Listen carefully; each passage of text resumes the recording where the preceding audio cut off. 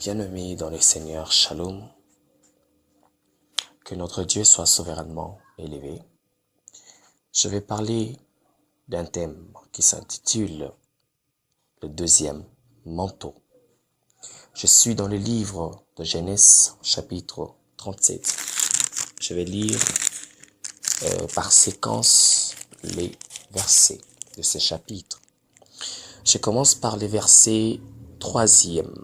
Israël aimait Joseph plus que tous ses autres fils parce qu'il l'avait eu dans sa vieillesse et il lui fit une tunique de plusieurs couleurs. Ses frères virent que leur père l'aimait plus que eux tous et ils les prirent en haine. Ils ne pouvaient lui parler avec amitié. Je pars encore dans les versets 12e. Le frère de Joseph étant allé à Sichem pour faire paître les troupeaux de leur père. Israël dit à Joseph, « Tes frères ne font-ils pas paître le troupeau à Sichem?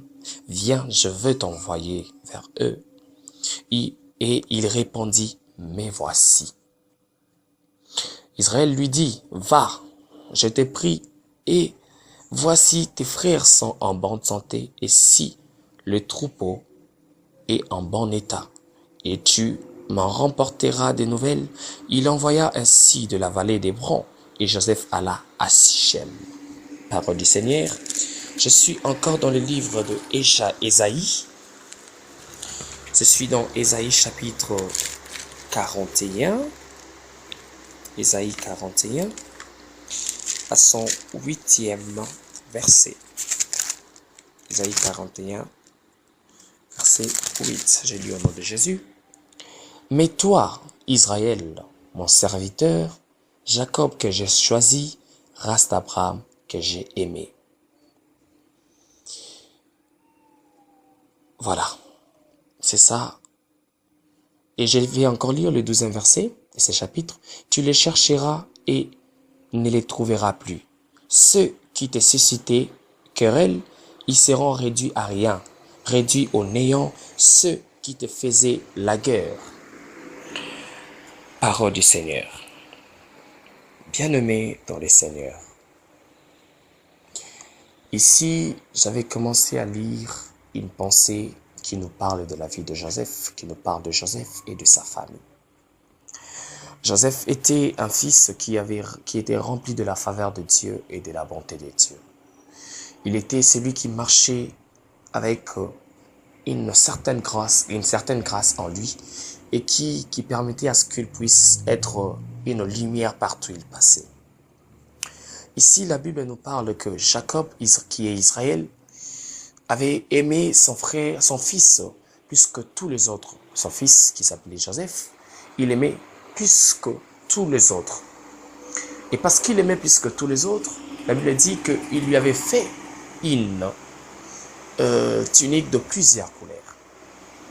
Et après qu'il puisse faire cette tunique de plusieurs couleurs, la Bible dit que ses frères avaient considéré cet acte comme étant un choc.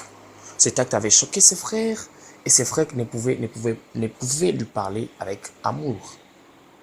Et il y avait de la rancune qui s'est criée dans les cœurs de ses frères. Et j'aimerais prendre cette tunique comme symbole de la mission que Dieu nous charge.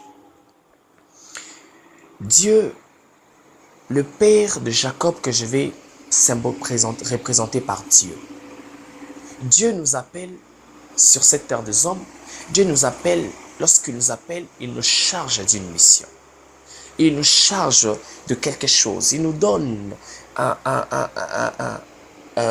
il nous montre un chemin à suivre en nous donnant une charge, en nous donnant quelque chose.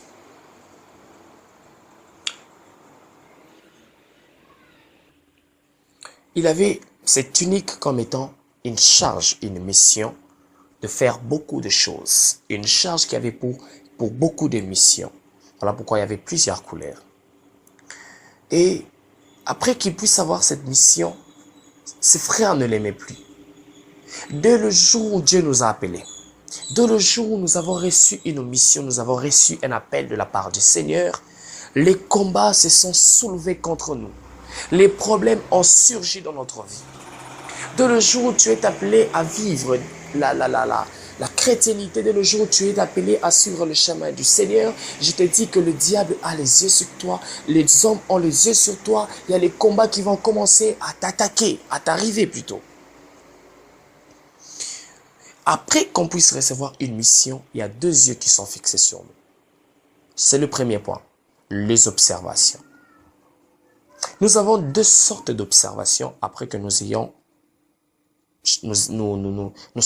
chargés d'une mission. La première observation, c'est l'observation de Dieu, l'observation divine. Lorsque Dieu nous appelle et il nous charge d'une mission, il a tout de suite les yeux sur nous. Et cette observation serait un moyen pour le Seigneur de pouvoir, de voir comment nous sommes capables de vaincre une tentation, de voir quel est le degré de notre obéissance, quelle est la force pour nous de vaincre un péché. Lorsque nous recevons un appel, Dieu attend que nous puissions entrer dans sa dimension. Et avant d'entrer dans sa dimension, il faudrait au préalable vaincre une tentation. Et toutes ces choses passent pendant que Dieu nous observe. C'est une observation divine. La deuxième observation, c'est l'observation maléfique, l'observation du diable. Cette observation est due à quoi? Premièrement, la conséquence de l'observation, de la première observation, lorsque nous arrivons à vaincre une tentation avec un péché, Dieu nous fait entrer dans sa dimension, Dieu nous fait entrer dans sa gloire. Mais au contraire, par contre, la deuxième observation, lorsque le diable nous observe, il attend à ce que nous puissions tomber, il attend à ce que nous puissions désobéir pour qu'il vienne entrer dans notre vie et nous détruire et détruire ce que Dieu a placé en nous. Dieu, dans notre vie, pendant que nous sommes chargés d'une mission, il attend de nous toujours une certaine désobéissance afin de détruire ce que Dieu a mis en nous, ce que Dieu a placé en nous. Voilà pourquoi la Bible nous parle que le voleur ne vient que pour voler, pour dérober, pour détruire et pour égorger. Et la Bible parle encore, le diable rôde. Le diable a commencé à rôder dans ta vie le jour où tu as reçu une mission. Il rôde, il cherche à y entrer par laquelle il va entrer. Si la Bible nous parle d'un voleur, c'est le diable. Un voleur, pour venir opérer sa mission, il faudrait qu'il trouve une entrée. Et cette entrée, ce serait l'entrée que toi-même tu vas faire. Une entrée qui sera créée par toi-même. Voilà pourquoi j'aimerais dire à un chrétien ici qui a reçu une mission de l'Éternel. Fais attention à tout ce que tu fais. Fais attention à des choix que tu opères. Fais attention à la vie que tu mènes. Parce que dès le jour où tu es appelé, le diable est à tes côtés. Pendant que tu n'étais pas encore appelé, il pouvait te voir, mais il ne pouvait pas te détruire. Mais dès lors que tu as reçu quelque chose de Dieu, il a maintenant la vision ou la mission de te détruire, de te faire mourir.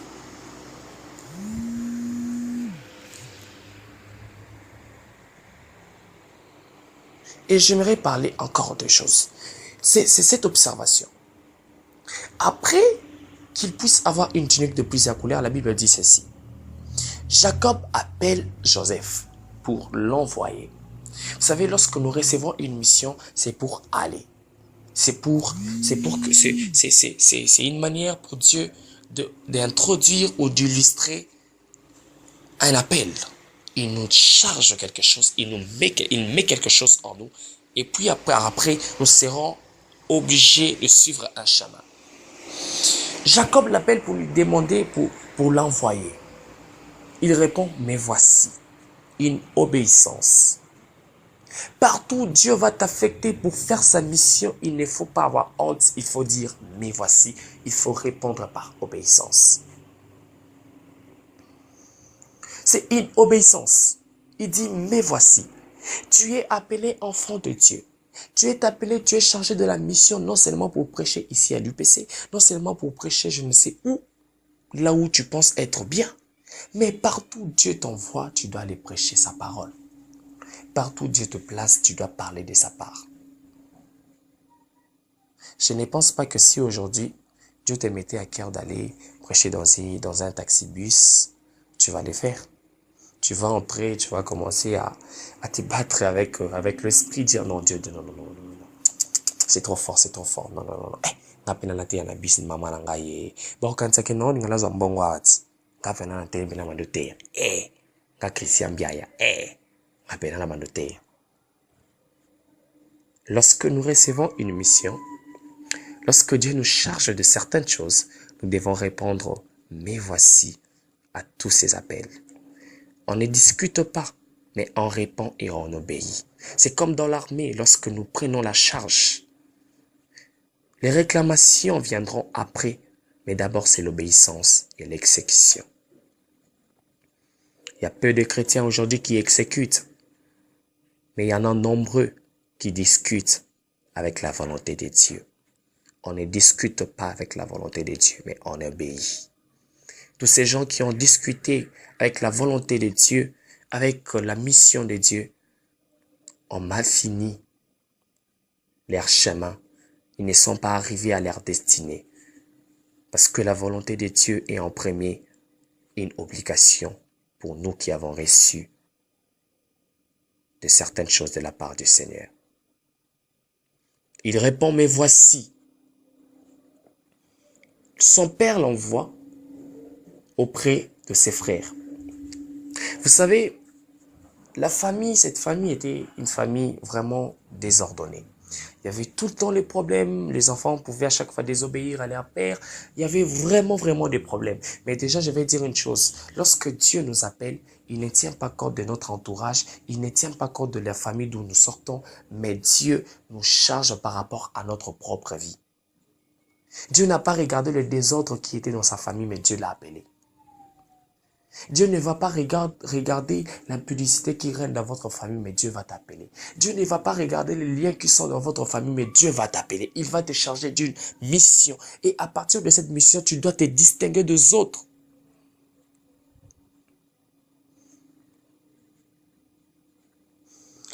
Jacob l'appelle.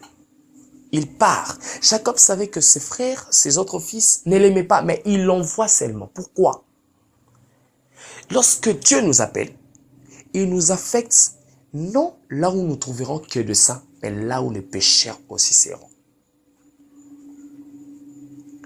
Ne pense pas que ta mission, c'est seulement pour l'exercer ou pour la faire là où tu trouveras que de ça. Non, c'est là où il y aura même des gens mauvais. Mais dans l'environnement le plus parfait, Dieu a placé le serpent. Le serpent était là. Et Dieu était en train d'observer. Comme j'ai parlé de 2 observations. Dieu t'envoie sur un chemin où il y a des gens mal pour t'observer, voir si tu es capable de vaincre, si tu es capable d'obéir, voir le degré de ton obéissance. Bien que tu as répondu, mais voici, mais il doit encore voir si tu es capable de te dire que ce que j'ai en moi, ce que j'ai reçu est un fardeau et je dois faire en dépendance de cette mission. Dès le jour où tu as reçu la mission de Dieu, tu ne dépends plus de ta volonté, mais tu dépends de la volonté de Dieu. Donc, lorsque tu es devant un choix, tu opères un choix qui plaît non seulement à toi, mais qui plaît d'abord à Dieu. Cette mission nous oblige à voir en premier, de voir en premier les intérêts du Seigneur. C'est ça le reflet du Christ. Refléter le Christ, vivre pour Christ, c'est vivre pour les intérêts du Christ. Sur le chemin, lorsque nous sommes choisis, lorsque nous sommes appelés, il y a 2 choses. Il y a 2 luttes, il y a 2 combats. Ici, Joseph n'était pas encore serviteur, il était toujours un choisi ou un appelé. C'est ça même mon thème. Le jour où tu as reçu la mission, tu n'es pas directement devenu un serviteur, mais tu es d'abord un appelé. Il y a 2 choses pour devenir serviteur. Il y a 2 choses. Après ces 2 choses, tu porteras le 2e manteau. Les premiers manteaux de Joseph, c'était les manteaux lorsque Dieu l'a choisi. Et le 2e manteau, il devait porter le 2e manteau au devant de Pharaon, dans la maison de Pharaon. C'est le manteau lorsqu'il est devenu serviteur. Il y a 2 choses. Les premiers manteaux, c'est lorsque Dieu nous choisit. Dieu nous appelle. Mais le 2e manteau, c'est après que nous ayons parfaitement accompli de choses que Dieu attend de nous sur le chemin sur lesquels il nous a appelés. Il y a 2 choses pour devenir serviteur. Il y a 2 combats. Il faut lutter contre Dieu, il faut lutter contre les hommes pour devenir serviteur. Lorsqu'il est arrivé sur le chemin, il allait à la destination. Il allait vers sa destinée. Et sa destinée, c'était de devenir un serviteur. Et pour devenir serviteur, il faut faire deux choses. Nous avons lu dans Ésaïe 41, la Bible, Dieu appelle Jacob. Jacob que j'ai appelé et Israël. Et Israël, mon serviteur, et Jacob que j'ai appelé et que j'ai choisi. Tu es Jacob, tu n'es pas serviteur. Un serviteur, c'est Israël. Et revenons dans Genèse, toujours dans Genèse, je pense que ça serait dans les chapitres 37, non pas 37, dans les chapitres 30 quelques là seulement, où Dieu nous parle, où la Bible nous parle du combat que Jacob a eu à faire, à lutter contre Dieu.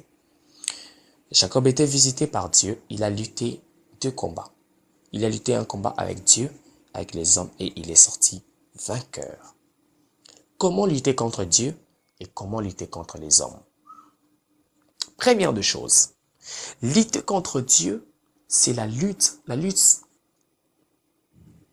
avec Dieu ou contre Dieu, c'est la lutte des épreuves. C'est la lutte des épreuves. Joseph est passé par des moments très très difficiles. Dans sa famille, il y avait des problèmes, il y avait des choses. Joseph a reçu une révélation qu'il serait grand, mais présentement, il ne voit pas cette grandeur ou ne voit pas des petites choses qui peuvent les rassurer qu'il sera grand. Il passe par des moments difficiles, il voit des choses très horribles. L'angoisse, l'impasse, tout le surpasse. Mais il n'a pas lâché, il n'a pas laissé, il n'a pas abandonné la mission. Dans la lutte contre Dieu, il faut savoir persévérer. Dans la lutte contre Dieu, il faut apprendre à persévérer lorsque nous nous trouvons sur un chemin opposé de ce que Dieu nous aurait dit. Voilà. Apprendre à être constant lorsque nous nous trouvons devant une situation contraire de ce que Dieu nous aurait dit. Jacob, il dit à Joseph, va dans tel endroit, dans tel lieu, tu trouveras tes frères. Mais il arrive, il ne trouve pas ses frères. Le contraire. Dieu t'appelle, il te promet des choses, tu arrives, tu vois les contraires. Il y a des autres qui ont abandonné. Il y a des autres qui ont dit, je ne servirai pas l'Éternel, je ne servirai plus l'Éternel.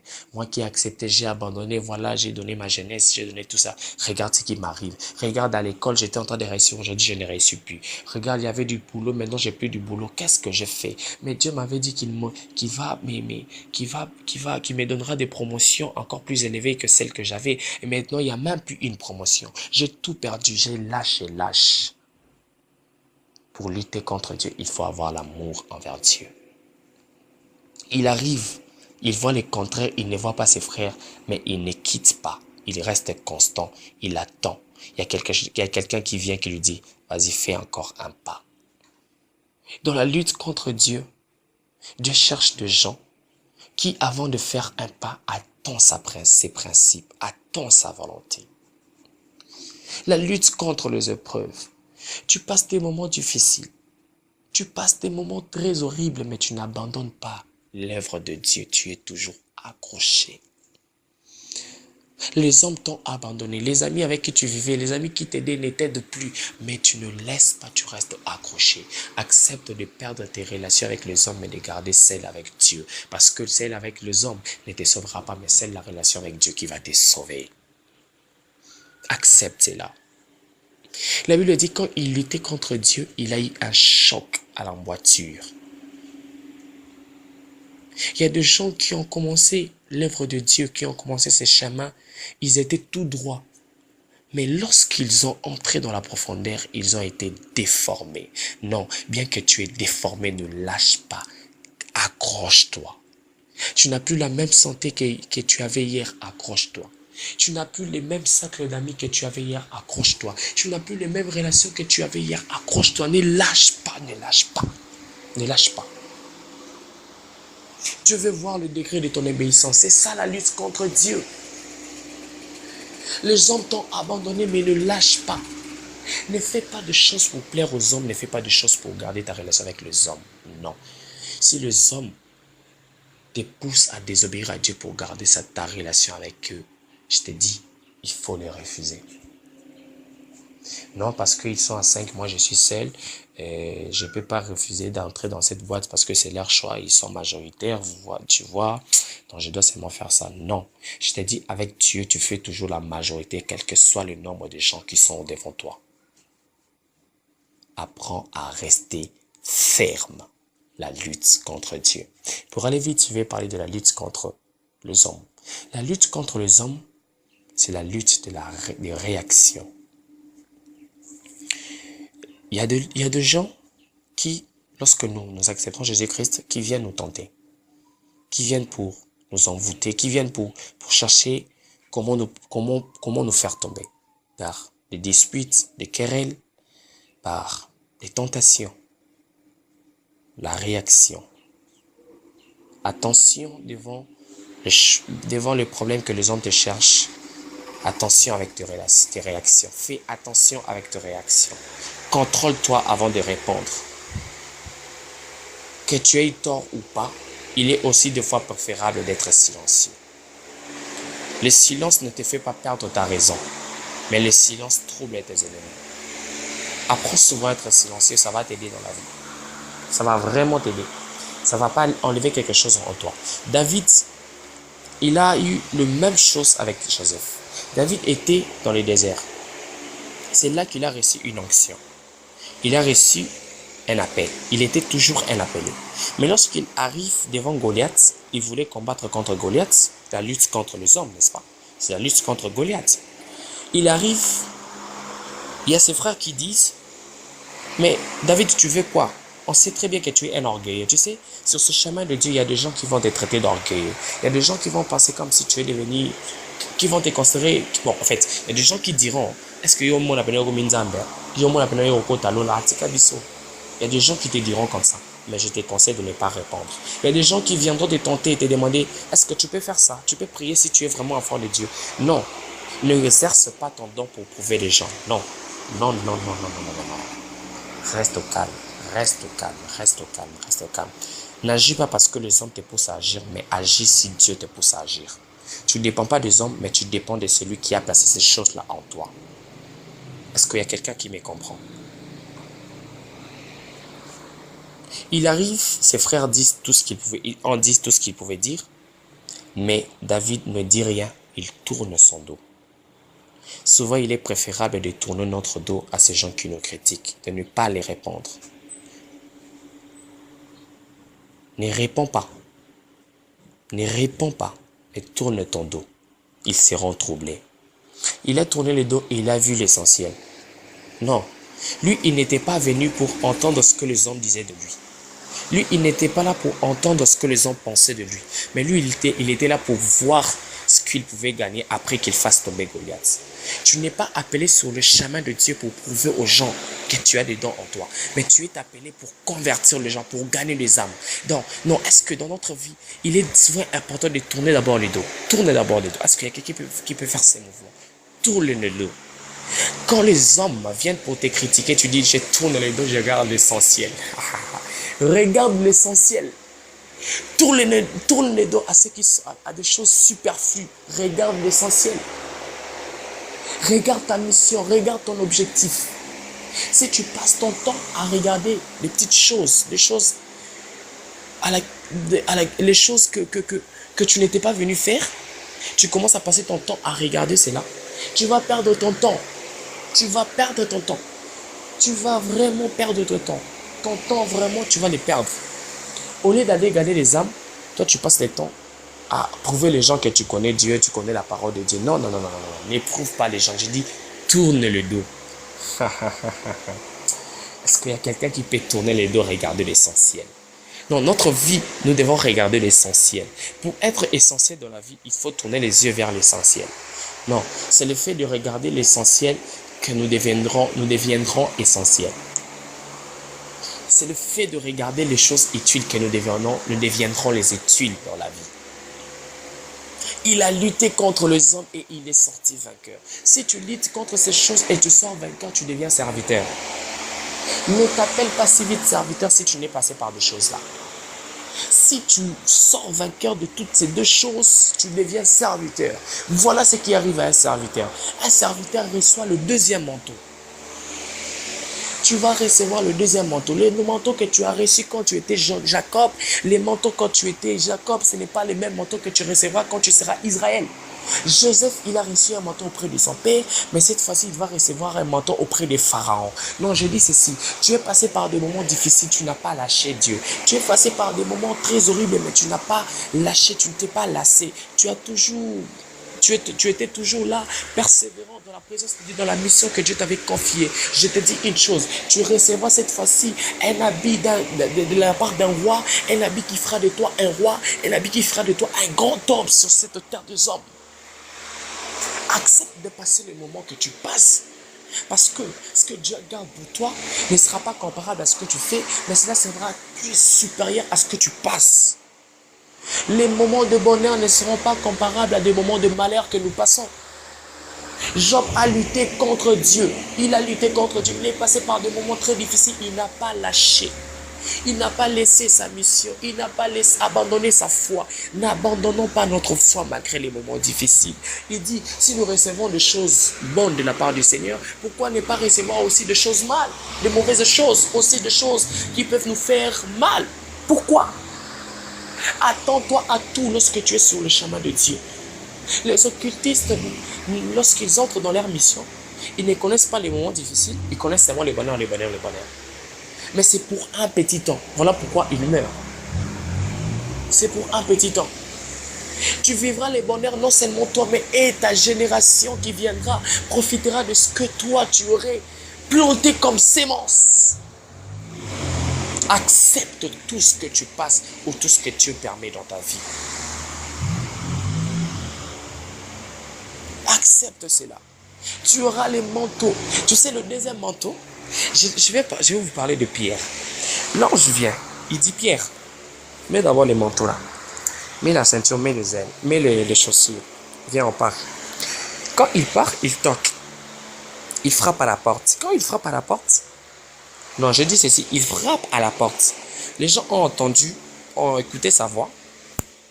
Et la femme qui avait écouté sa voix, elle est allée le relater aux autres. Les autres qui pensaient que Pierre était déjà mort. Et Pierre n'était pas mort. Non, pendant que tu passais des moments difficiles, il y a des gens qui pensaient que tu étais mort, mais tu n'étais pas encore mort. Tu n'es pas mort, tu es toujours en vie. Ces gens-là, lorsqu'ils ont vu Pierre, ils ont été troublés.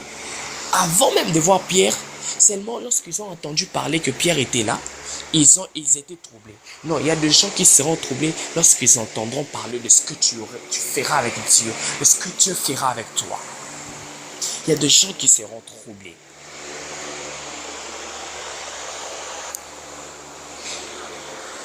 Ah là là, je préfère m'arrêter là. Que Dieu te bénisse.